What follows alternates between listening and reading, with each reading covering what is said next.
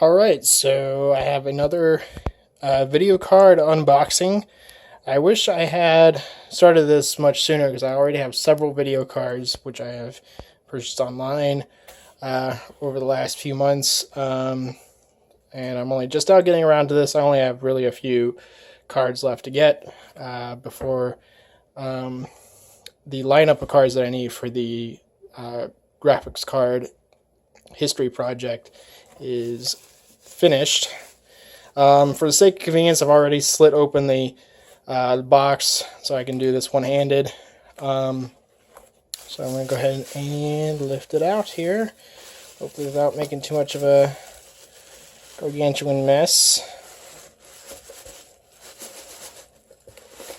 which I think is inevitable. That's alright. Yeah, they're falling all over the place.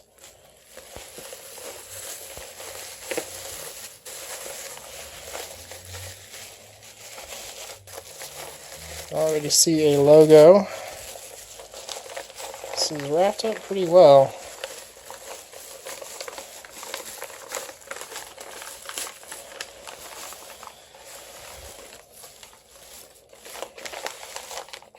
Alright, so this is from NVIDIA. Let's see here.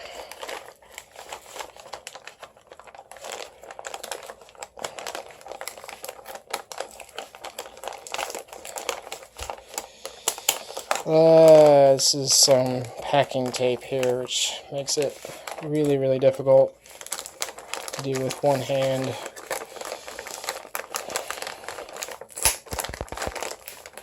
Come on. There it goes. It's very pink.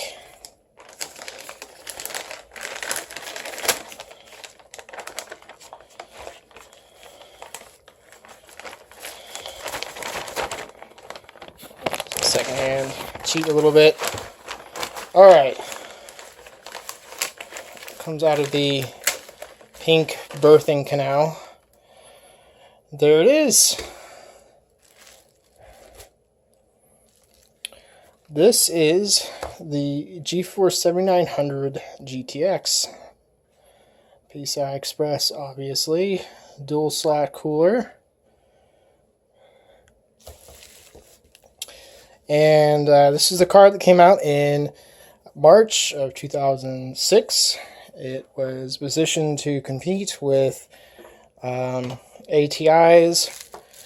X1950 XTX. Both were built on 90 nanometer processes, and this one had 24 pixel pipes and 8 vertex processors at 650 megahertz. This card also ran at 650 megahertz, and it was equipped with only 16 pixel pipes. However, it was beefed up with 3 times that amount in the way of shader processors. So basically it crammed 48 shader units into the chip, while only having 16 texture units and 16 ROPs. Nonetheless, they were very, very competitive with each other. This card came equipped with GDDR4 memory running at 2000 megahertz. So it had a bandwidth advantage compared to NVIDIA's card at the time, which was using GDDR3 memory at 1600 megahertz. However, this card is a hot card. I mean, it is, if you turn this fan all the way up, you can hear it, and it is blowing out hot air, extremely hot air from the front vent. And actually, if you try to take it out after running benchmarks, as I found out the hard way, this copper pipe is not conducive to being touched by human hands. So that is something to keep in mind. You need like oven mitts to handle that card after it's been running through a suite of 3D applications.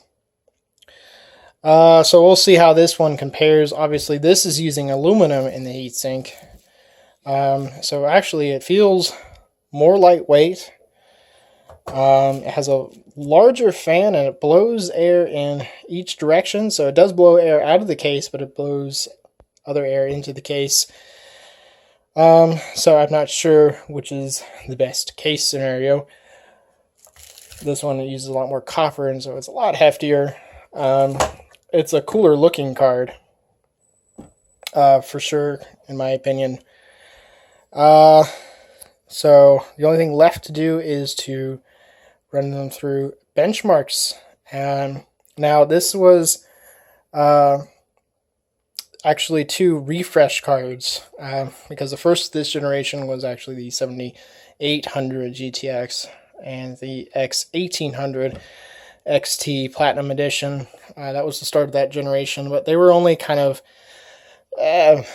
half trying with that first iteration of cards. They weren't really significantly faster than the previous generation cards. For example, the X1800 XT had 16 pipes, which is actually the same as the X800 XT that it was replacing. It just juiced up the shader processing efficiency and, of course, enabled Shader Mall 3.0 support, which was missing.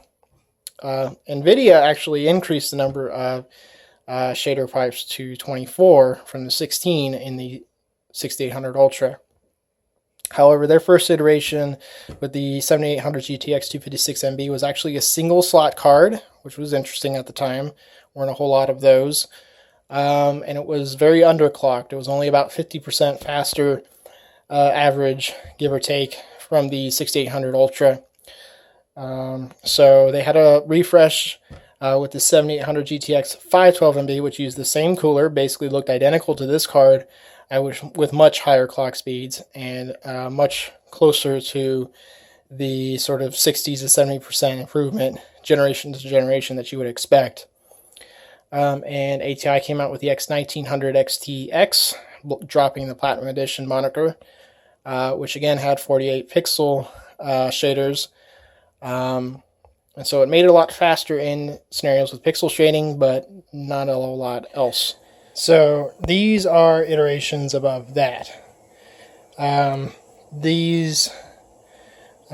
the only difference really between the X1950 XTX and the X1900 XTX is the use of GDDR4 memory. The clock speeds remain the same.